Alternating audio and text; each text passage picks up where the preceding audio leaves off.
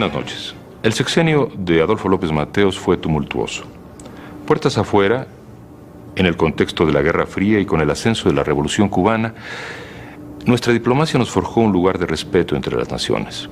Puertas adentro, el gobierno tuvo que enfrentar difíciles desafíos. Por el ala izquierda, las huelgas obreras. Por el ala derecha, la actitud de los empresarios y de la Iglesia. De ambas pruebas salió fortalecido, aunque no sin pagar altos costos. Recordémoslos ahora. Acompáñenos.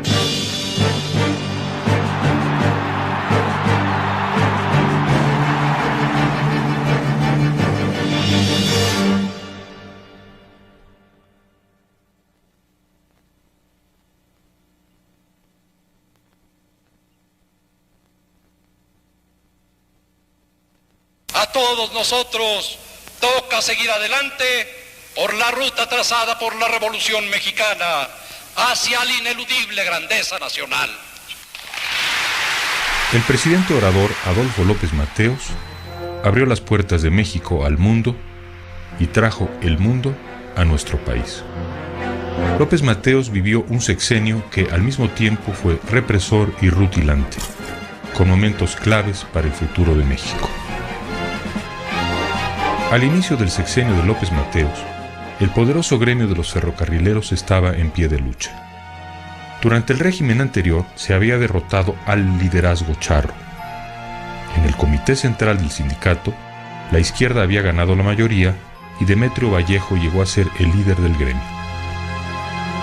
Los grupos de David Vargas Bravo y Luis Gómez Zeta quedaron desplazados. Toda la tradición combativa de los ferrocarrileros se concentraba en ese momento enfrentada al gobierno. Ningún otro gremio obrero había participado tan dramáticamente en la revolución como ellos. ¿Quién no recordaba que la revolución se había hecho sobre rieles? El líder Valentín Campa, que había sido expulsado del sindicato por diferencias ideológicas con Vallejo, se integra al movimiento y Fidel Velázquez hace denuncias sobre el rojismo comunista de los ferrocarrileros. Las acusaciones del líder de la CTM y la prohibición de una manifestación en las calles de la ciudad no impiden que Vallejo emplace a una huelga que finalmente estalla el 25 de febrero de 1959. Al día siguiente se suspende el paro. El comité vallejista consigue del gobierno la satisfacción general de sus demandas, un 16% de aumento salarial y otras prestaciones. El gobierno estaba alarmado. Su estructura de dominio y de sumisión del movimiento sindical comenzaba a mostrar fracturas. La noticia de la victoria causó un gran entusiasmo entre los grupos disidentes y los estudiantes. Cuando los vallejistas ganaron la primera huelga, recuerda el escritor Carlos Monsiváis, fuimos a la estación de Buenavista, llegó Otón Salazar con un grupo de maestros, habló Vallejo, la banda tocó La Rielera, los ojos de todos los presentes estaban humedecidos. Adiós, mi rielera, ya se va tu Juan.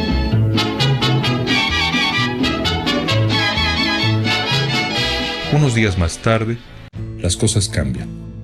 Por un descuido en las negociaciones, no fueron incluidos los ferrocarriles Mexicano y del Pacífico, que se mantenían semi-independientes, así como sus gremios. Los trabajadores de estas compañías fijan la fecha de otra huelga si no se les conceden los mismos beneficios que al resto de los ferrocarrileros. Al no llegar a un arreglo, emplazan a huelga para el miércoles 25 de marzo. En plena Semana Santa, se verán afectados millones de vacacionistas. La huelga estalla y el Jueves Santo son arrestados algunos líderes y quedan despedidos 13,000 trabajadores, pero la puerta no está cerrada a las negociaciones. el gobierno está dispuesto a homologar el aumento y las prestaciones a las empresas litigantes. Para cerrar el acuerdo se le pide a Vallejo visitar al presidente López Mateos y aceptar, junto con él, el arreglo. Pero el tosudo Vallejo ofende al presidente al argumentar que no puede asistir sin una grabadora. No se da cuenta que ese tipo de negociaciones no pueden trascender la oficina presidencial. A Vallejo le faltó prudencia. Después de haber triunfado, pues él hubiera guardado cierta calma, ¿no? Hubiera mostrado cierta capacidad negociadora, pero no fue así. Para colmo, en el Comité Central hay mayoría de votos provenientes del Partido Comunista y de sus aliados, que insisten, todos ellos, en el paro total de los ferrocarriles nacionales en solidaridad con las dos empresas en conflicto. Se emplaza la huelga general para el día 28. El 28 de marzo, sábado de gloria, con lujo de violencia a golpes de macana y bayoneta, en una operación relámpago que cubrió toda la República, la policía, el ejército y las corporaciones de agentes especiales apresaron a 10,000 ferrocarrileros. Se les confinó en las cárceles y en el campo militar número 1. En Monterrey fue torturado y asesinado el líder Román Guerra Montemayor. A la 1 de la mañana del domingo 29, David Vargas Bravo recibe una llamada del secretario de Gobernación Gustavo Díaz Ordaz. Lo quería ver de inmediato en Bucareli. Y me dijo, bueno, naturalmente usted está enterado de los acontecimientos, ¿no? ¿Cuáles acontecimientos? Tenemos enjaulados, ya presos, a Demetrio Vallejo, a todo su ejecutivo, y como a 1,000 gentes más aquí en la Ciudad de México. En toda la República, los gobiernos locales ya tomaron todas las secciones. No hay sindicato. ¿Y yo para qué sirvo? ¿Qué? Para esto. Hay que nombrar un comité ejecutivo de inmediato que legalmente dirija todos los movimientos. Las elecciones no se pueden hacer ahorita. Pues no hay otra más que rifar los puestos. 3 palitos y una bolita para ver quién le toca la tesorería y luego otra para ver quién le toca. Así se hizo el Comité Ejecutivo General que sustituyó a Vallejo. En los días siguientes, Vargas Bravo y Gómez Zeta, cada quien por su lado, rompieron la huelga y con su gente se corrieron los famosos trenes fantasma, que escoltados por el ejército pero vacíos de carga y pasajeros, simulaban ruidosamente la reanudación del servicio. Así, lograron que una considerable proporción de confundidos paristas volvieran a sus puestos. En las siguientes semanas, 35 líderes del movimiento fueron encarcelados.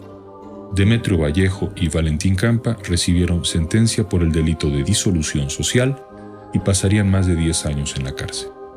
Los trenes de 2 sistemas incompatibles habían chocado.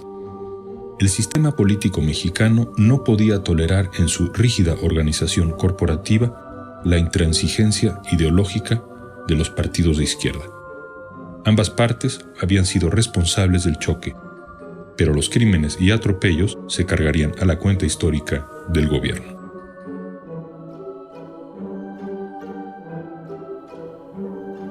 Como secuela de la insurgencia ferrocarrilera, en 1959 se registraron cifras altísimas de huelgas.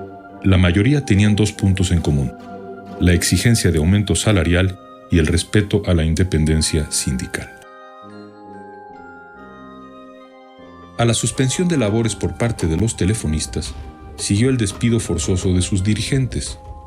El 4 de agosto, la policía montada dispersó una manifestación del movimiento revolucionario del Magisterio acaudillado por Otón Salazar. Los petroleros que protestaban frente al monumento a la Revolución fueron expulsados violentamente. Era la ley de ojo por ojo, diente por diente. De un lado las protestas, del otro los granaderos y la policía montada con sus macanas y gases lacrimógenos. Si bien es cierto que los conflictos sindicales ganaban las planas de los diarios, la callada labor de Fidel Velázquez al frente de la CTM era acaso más decisiva. Millones de trabajadores en empresas de la iniciativa privada se avenían de manera voluntaria y natural a los métodos pragmáticos del hombre que los representaba frente a las empresas y al gobierno y que lograba para ellos un aumento constante en su salario. Las relaciones nuestras con él no tuvieron ningún problema que nos distanciara y pudimos convivir con López Mateos durante 6 años. Aunque acotada al ámbito oficial, la inquietud sindical era un hecho y había que desfogarla. López Mateos comprendió que era preciso abrir la válvula y permitir el ascenso paralelo de nuevos líderes. Así ocurrió con el nuevo y carismático líder de los petroleros, Joaquín Hernández Galicia, apodado La Quina. En cuanto al gremio más revolucionario de todos, el de los ferrocarrileros, el presidente optó por encargar el manejo de la empresa al mismísimo Luis Gómez Zeta. López Mateos le decía pariente y apreciaba a tal grado su intervención en la puesta en marcha de los servicios en 1959 que en 1963 le regaló la oportunidad de destapar al próximo presidente. Durante su sexenio, López Mateos logró mantener una gran estabilidad política. Sin embargo, hubo problemas en Baja California y en el bronco estado de Guerrero. Pero lo que ocurrió en San Luis Potosí, la tierra de Gonzalo N. Santos, es punto y aparte. San Luis Potosí era su coto de caza, su califato, como cínicamente decía su amigo Ruiz Cortines. En ese feudo, el cacique imponía la ley de los 3 hierros: encierro, destierro y entierro. Miles de anécdotas correrían sobre aquel hombre que no necesitaba mandatarios para su estado, sino veladores. Para robar, nomás yo, tales por cuales, decía Santos, cuando era gobernador. Pero a partir de 1958, las cosas cambiarían mucho para el eterno cacique. El 1 de noviembre, a un mes de la toma de posesión de López Mateos, el doctor Salvador Nava constituía la Unión Cívica Potosina, con el propósito de desplazar democráticamente a Gonzalo N. Santos. Poco después se realizaba el milagro nunca visto de unificar al PAN, los sinarquistas, los comunistas y hasta algunos sectores del PRI, todos en contra del cacique. Nava fue postulado para la presidencia municipal de San Luis Potosí y obtuvo en las elecciones más de 26,000 votos, mientras que el candidato apoyado por Santos solo 1,683. El letrero "Esta casa votó por Nava" se veía en muchas ventanas. Al gobierno le pareció un buen momento para retirar su apoyo militar al cacique y la democracia logró un triunfo sin precedentes en la historia contemporánea de México. Nava ejerció una administración transparente. Cada semana informaba al pueblo por radio sobre el avance de las obras de su gobierno y diariamente en las paredes del Palacio Municipal aparecía una lista pormenorizada sobre el uso de los dineros públicos. Sin embargo, 2 años después, cuando Nava se postuló para gobernador, las cosas no salieron de la misma manera. Pensó que podía ganar su postulación dentro del PRI. Nunca había sido miembro de otro partido. Había sido un presidente municipal honesto, pero no pertenecía a la familia política del sistema y el PRI no aceptó su candidatura. Le mandan a hablar Corona del Rosal, que era, me parece, el presidente del PRI, y entonces le dice: doctor, sabemos que su precampaña está perfecta, pero usted no va a ser el gobernador. Pero usted, doctor, si quiere una senaduría o algo, será para usted. No, le dijo, yo no ando buscando trabajo, yo tengo mi consultorio. Perfecto. Bueno, han de haber gastado dinero, lo que se necesite. No, general, le dijo, no, tampoco. Sí se ha gastado, pero tampoco, no hay suficiente dinero ni para que me compre a mí, ni para que compre al pueblo de San Luis. Ninguna de las dos cosas. Entre julio y septiembre de 1961, los potosinos pusieron en marcha un vasto movimiento de resistencia civil para seguir apoyando a Nava. Este fue un desafío al sistema. Como represalia, la ciudad fue ocupada por el ejército. El 15 de septiembre, el gobierno central completó su misión. Emplazó a provocadores en las azoteas, apagó a medianoche las luces de la ciudad, asesinó en las calles a varios ciudadanos. Los militares ocuparon la sede del Comité Navista. Al día siguiente, el doctor Nava y sus colaboradores más cercanos fueron llevados al campo militar número 1. Se acusó a Nava del consabido delito de disolución social y otros actos ilegales. Un mes después, salió libre bajo fianza. Lo manda a llamar López Mateos cuando él sale y entonces le dice, doctor, ¿se queda aquí? No, le dice, yo me voy a San Luis. Entonces le dijo, pues, como cuidado, ¿verdad? Le dijo, yo ya tengo mi trabajo y voy a tratar de formar un partido político.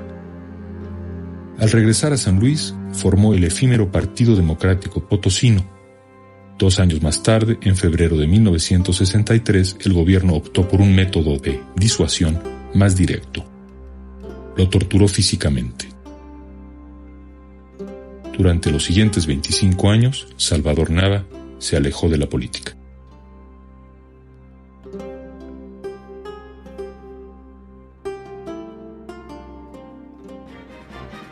A punto de conmemorarse los 50 años de la Revolución Mexicana, en septiembre de 1960, López Mateos nacionalizó con gran bombo y platillo la industria eléctrica.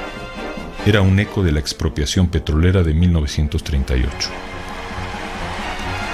Económicamente, la operación fue mucho más clara y barata que la expropiación de Cárdenas, ya que en este caso las compañías extranjeras querían vender las empresas. Si bien careció del dramatismo de 1938, pagó grandes dividendos políticos porque la recuperación de los recursos nacionales había sido la principal bandera del cardenismo. Tras la huella de Vasconcelos, el gobierno de López Mateos revivió la práctica de los desayunos escolares y echó a andar un plan de 11 años para elevar la educación del país. En febrero de 1959 y bajo la dirección de Martín Luis Guzmán, se creó la Comisión Nacional de los Libros de Texto Gratuitos, cuyo objetivo era editar y distribuir millones de textos únicos para todos los niños de las primarias mexicanas. Gratuitos, libros de texto, pero también obligatorios y únicos. Por supuesto que respecto de la supuesta gratuidad del libro de texto, el PAN siempre la ha apoyado. Pero en lo que sí habíamos estado y seguimos estando en contra es de que sean únicos y que sean obligatorios. En la redacción del texto de la época de López Mateos sí apunta un poco el estatismo y en cierta forma también el socialismo, pero ya muy matizado. No es la época brava del cardenismo, y el texto único causó mucho desasosiego, especialmente entre los empresarios del norte del país, que lucharon a brazo partido contra la implantación del texto único. Entre las grandes obras de beneficio social, se inauguró el Centro Médico Nacional. Este complejo hospitalario, el más importante del país, ofrecería un alto nivel de servicios médicos a los trabajadores afiliados al Seguro Social.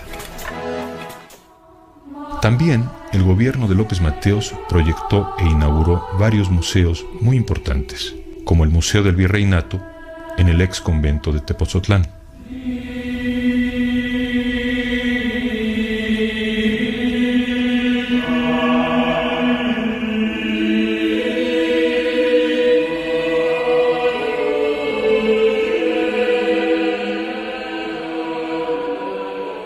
Y presidido por la inmensa mole de Tlaloc, el dios de la lluvia, el extraordinario Museo Nacional de Antropología e Historia.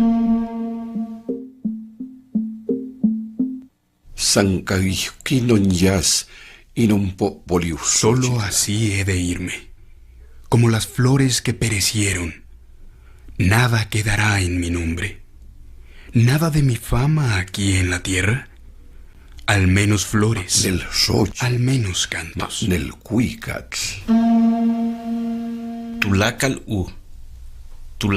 Toda luna, todo año, todo día, todo viento camina y pasa también. También toda sangre llega al lugar de su quietud. Tenemos que seguir el camino. Adolfo López Mateos tomó posesión como presidente de la República el 1 de diciembre de 1958. Un mes después, Fidel Castro entró con sus tropas a la ciudad de La Habana. La victoria de la Revolución cubana llenó de esperanza al expresidente Cárdenas. Unos años antes había intercedido con el presidente Ruiz Cortines para evitar la extradición de los rebeldes cubanos que vivían clandestinamente en nuestro país. El 26 de julio de 1959, Castro habla frente a casi 1 millón de eufóricos cubanos y anuncia su decisión de reasumir el cargo de primer ministro. A su lado está el general Lázaro Cárdenas. Hace tiempo que Cárdenas no oculta su simpatía por la izquierda y critica la política de Estados Unidos con América Latina. Años antes había participado en una manifestación de protesta contra la invasión a Guatemala y durante el sexenio de López Mateos se convierte en una figura simbólica de los movimientos de izquierda. Cuando se produce la fallida invasión a Playa Girón, respaldada por la CIA en abril de 1961, Cárdenas pretende salir del país para luchar del lado de los cubanos. Y yo oigo por Radio Universidad que el general Cárdenas está en el aeropuerto internacional de la Ciudad de México porque va a salir a Cuba y a incorporarse a la defensa de la isla. Entonces me fui al aeropuerto, llegué y el general Cárdenas me recibe y me dice, ¿también me vienes a despedir o algo así? Digo, no señor, me vengo a incorporar, voy con usted si no tiene inconveniente. Ya me quedé. Nos dijeron que no había avión, el gobierno definitivamente impidió la salida. Entonces Cárdenas preside un mitin en el Zócalo. Desde el toldo de un automóvil habla contra el gobierno de los Estados Unidos por apoyar a los regímenes dictatoriales y propone una campaña contra el país que piensa que puede controlar todo con el oro. El presidente López Mateos contenía apenas su rabia. Cárdenas actuaba con una desenvoltura política que rayaba en la insubordinación. Se dice que los comunistas están encerrando a usted en una madeja peligrosa, le dijo López Mateos a Cárdenas. El expresidente responde que el único peligro real en América Latina no es el comunismo, sino la miseria. Cárdenas disfrutaba de su alianza con la joven generación de izquierda, que decepcionada de los resultados de la Revolución Mexicana, se entusiasmaba con la cubana. En agosto de 1961, había participado en la fundación del Movimiento de Liberación Nacional, el nuevo ensayo de unificación de los movimientos y personas de izquierda.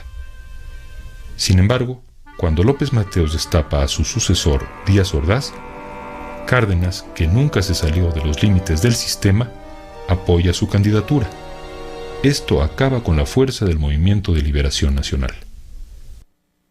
En esos años, el gobierno ordenó al ejército que interviniera en el problema obrero y en otras situaciones conflictivas. Pero quizá el episodio individual de represión que dejaría una huella más profunda en la oposición fue el que se cometió contra el líder campesino de la región zapatista de Morelos, Rubén Jaramillo, quien durante años había luchado por el reparto de tierras en el estado. El 23 de mayo de 1962, Jaramillo y su familia fueron asesinados. Como presunto responsable se manejó el nombre del general Gómez Huerta, jefe del Estado Mayor Presidencial. Sobre el hecho existen versiones contradictorias y nunca se aclaró si el presidente estaba enterado o si los asesinos actuaron a sus espaldas. Muchos se lo achacaron a Gobernación y al general Gómez Huerta. Pero en realidad todo quedó pues sin esclarecerse. 5,000 campesinos acudieron a su entierro protestante en Jojutla. Carlos Fuentes escribió un reportaje que rescataba las voces de dignidad y dolor de los campesinos en Morelos. Nos han matado a los que eran las piernas y los brazos de los desamparados.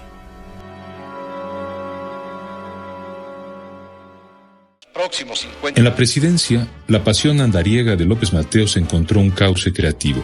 sería el embajador de México en el mundo y aprovechó su gestión para llevar su sonrisa cordial y la tradicional cortesía mexicana por todos los caminos del planeta.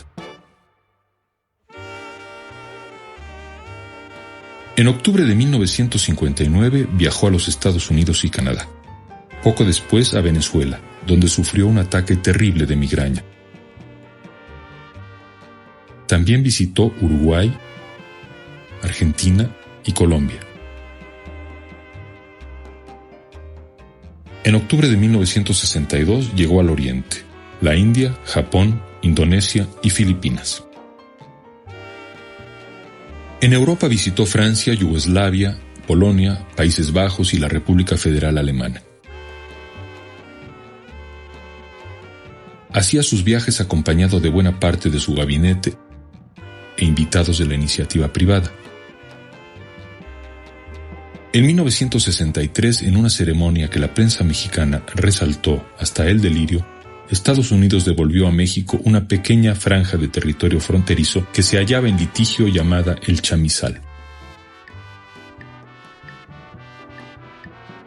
177 hectáreas de tierra desértica no harían gran cosa para acrecentar la riqueza nacional, pero eran una reivindicación arrancada a las entrañas del gigante. La entrega fue el resultado de una gestión que había empezado con el presidente Kennedy. Pero hay una anécdota que sí vale la pena contar. El presidente Kennedy ya estaba cansado ese día y un poco con la mentalidad americana, pero amistosamente me preguntó, me dijo: señor embajador, pregúntele usted al presidente López Mateos, ¿en cuántos millones de dólares estima el Chamizal? Inmediatamente López Mateos me dijo: dile al presidente Kennedy que yo no soy agente de bienes y raíces. López Mateos mantiene su postura en favor del desarme nuclear y, hacia el final del sexenio, consigue la designación de México como sede de los Juegos Olímpicos de 1968. El pueblo, acostumbrado a las ausencias presidenciales, comenzó a llamarlo López Paseos o el Golfo de México, pero no había auténtica reprobación en esos sobrenombres. López Mateos era popularísimo. El entusiasmo sin precedentes para un país volcado hacia adentro de salir al mundo y recibir a los grandes estadistas, Eisenhower y Kennedy, o a las grandes estrellas como Marilyn Monroe, llegó a la apoteosis con la visita a México del general Charles de Gaulle, cuyas palabras probaban que el país, en 1964, había vuelto a ganar un lugar modesto pero visible y respetado entre las naciones. Francia admira a México, dijo de Gaulle, por su estabilidad política, su desarrollo económico y su progreso social. Algo misterioso y extraordinario debía tener una revolución institucional, diría de Gaulle, mientras recibía la entrega eufórica de un pueblo adorador de grandes líderes. Respecto a la política exterior, y por razones históricas, el sistema político mexicano defendió con decisión los principios tradicionales del respeto a la autodeterminación de los pueblos. Gracias a la hábil labor del secretario de Relaciones Exteriores Manuel Tello y del subsecretario, el poeta José Gorostiza. Junto con ellos, un notable grupo de diplomáticos de carrera, formados en una tradición que se remontaba a los tiempos de Juárez y Díaz, manejaron con destreza el delicado asunto de Cuba frente a las presiones de los Estados Unidos. En México, y tras el episodio de Playa Girón, el gobierno cambió su actitud de tolerancia frente a las manifestaciones de simpatía por Cuba y empezó a obstaculizarlas. Sin embargo, cuando se celebró en Punta del Este, Uruguay, la 7ª reunión de consulta de la Organización de Estados Americanos, Estados Unidos propuso la expulsión de Cuba. México, con su característica sutileza diplomática, se rehusó a apoyar la propuesta mediante una argucia de procedimiento. La Carta de la OEA no preveía la posibilidad de expulsar a un Estado miembro.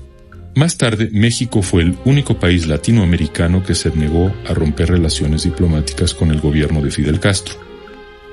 Nunca actuó con tanta vigencia la doctrina Carranza y la doctrina Estrada como en esta ocasión. No intervención, autodeterminación. Secundar sin ambajes a la Revolución cubana habría resultado en una tensión insostenible con los Estados Unidos, los empresarios y la Iglesia mexicana. Secundar sin ambajes a los Estados Unidos habría resultado en una tensión insostenible con el gobierno revolucionario de Cuba, los intelectuales y otros sectores de izquierda mexicana que podrían radicalizarse. López Mateos manejó la situación con su mejor diplomacia y no tuvo fricciones con el gobierno norteamericano. Por su parte, Fidel Castro agradeció siempre la posición mexicana con respecto a su gobierno. En retribución, desde la isla, no se apoyaron los movimientos guerrilleros en México.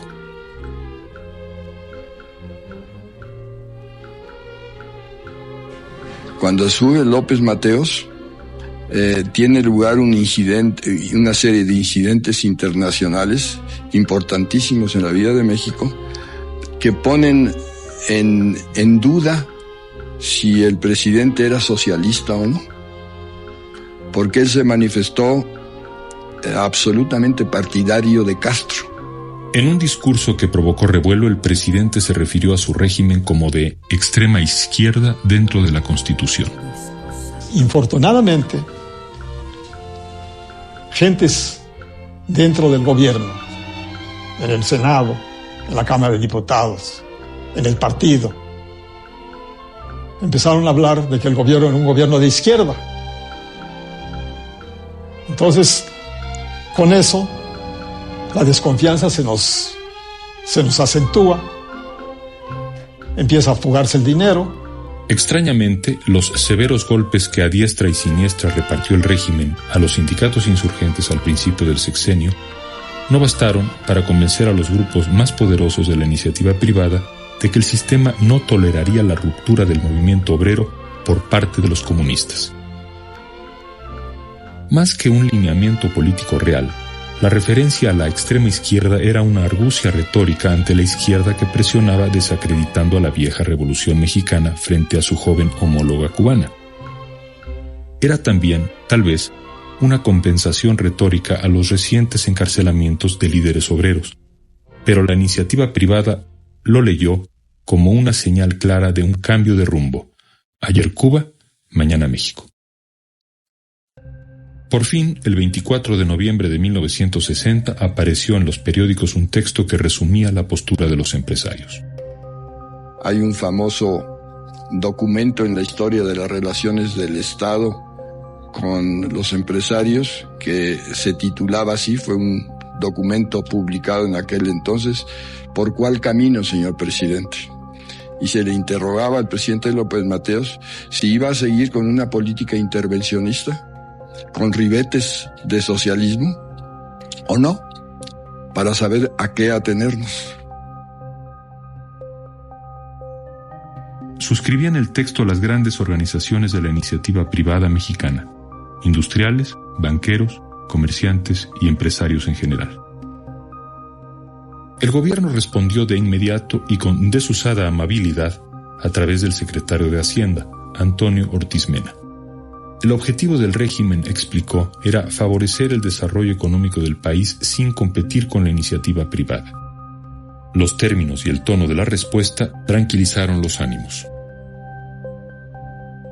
Antonio Carrillo Flores, embajador de México en Washington, preguntó durante un juego de golf a su amigo el empresario Juan Sánchez Navarro: ¿no tienen ustedes suficiente libertad?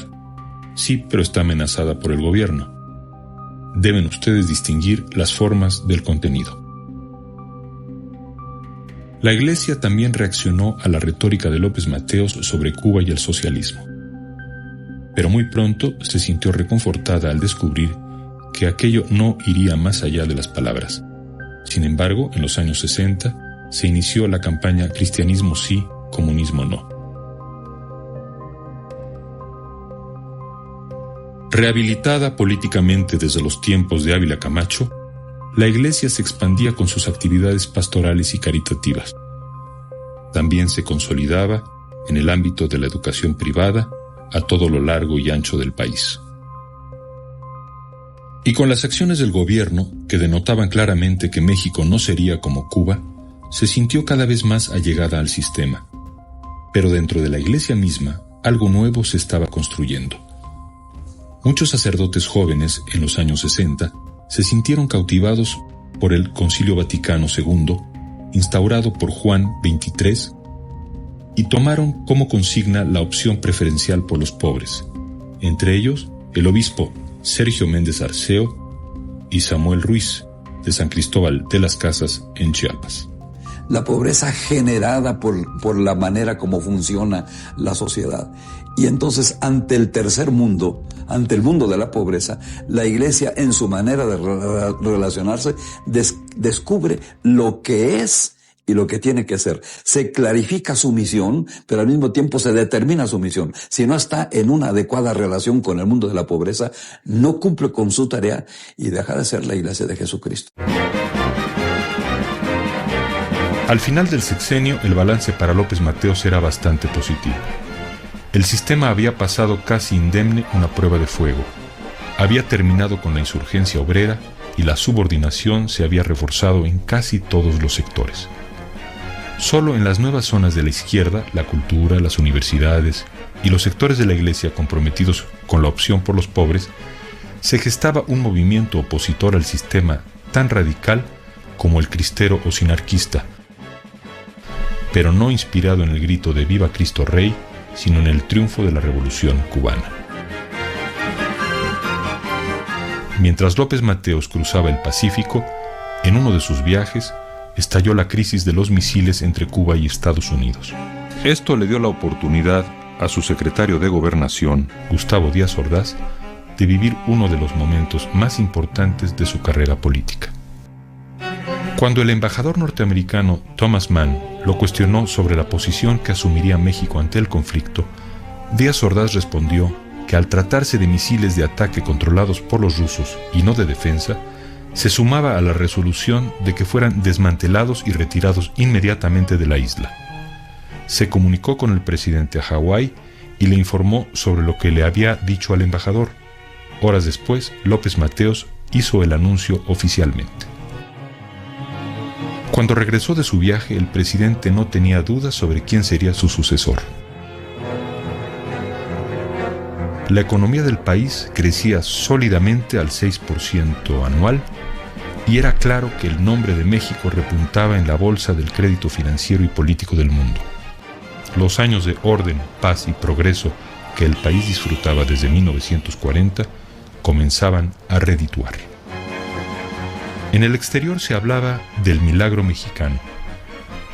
Parecía el mejor de los mundos posibles. El presidente era auténticamente popular y la gente lo aplaudía cuando iba al box o a una corrida de toros.